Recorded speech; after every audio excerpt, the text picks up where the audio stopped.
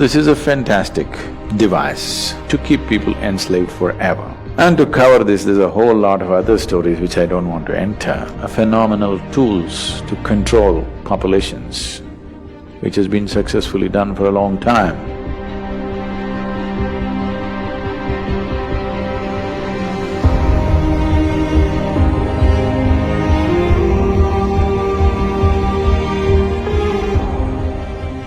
It depends on how we shaped ourselves. If we become wonderful human beings, it's one thing. If we have become an ugly manifestation of humanity, definitely it's an original sin. It's a mistake. Sin is too strong a word, maybe it's a mistake. So too many mistakes are being made in the world, no question.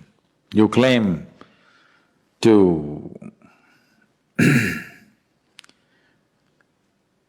appreciate or, well, you worship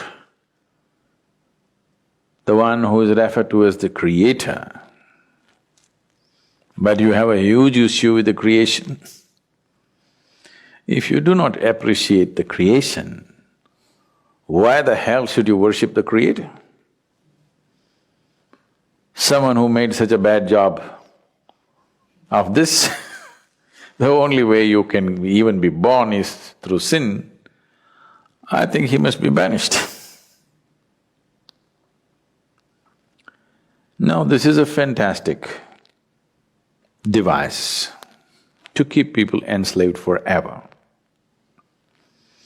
If you do not even allow them to come to terms with their biology, they'll never come to terms with anything in their life. Always they will be dependent on an institution or a person or something who claims to have connections.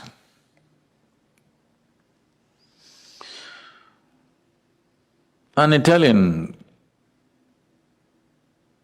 mafia guy was once brought to the law court and he just walked in with this fat cigar in his hand and like this he came and sat down like he's a guest. Then the judge looked at his arrogance and asked, "Do you have a lawyer?" He blew the smoke out and said, "Well, I got friends in the jury."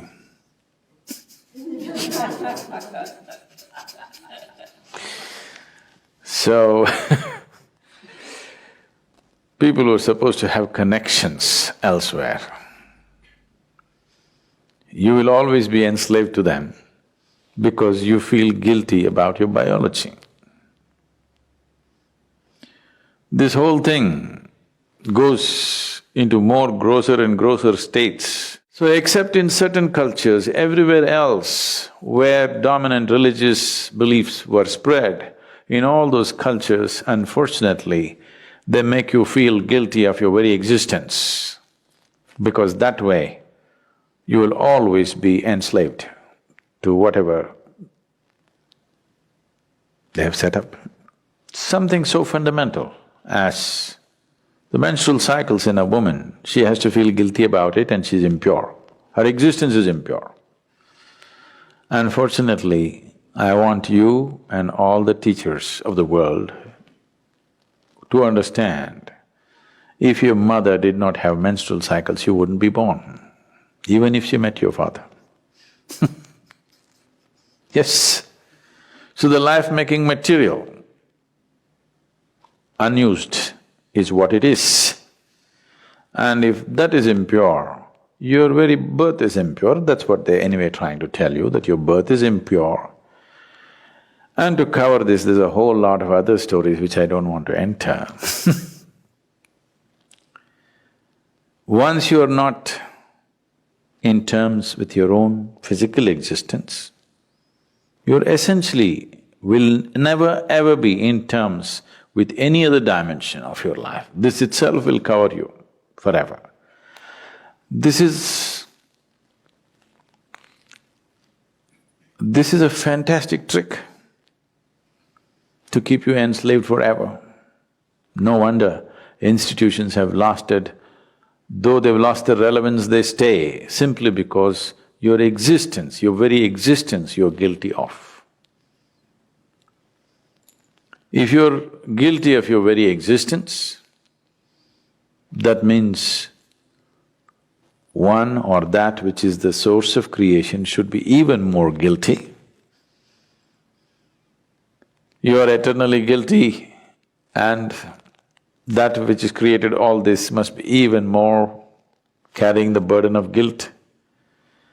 Guilt and fear have been a phenomenal tools to control populations, which has been successfully done for a long time. It's time this is broken.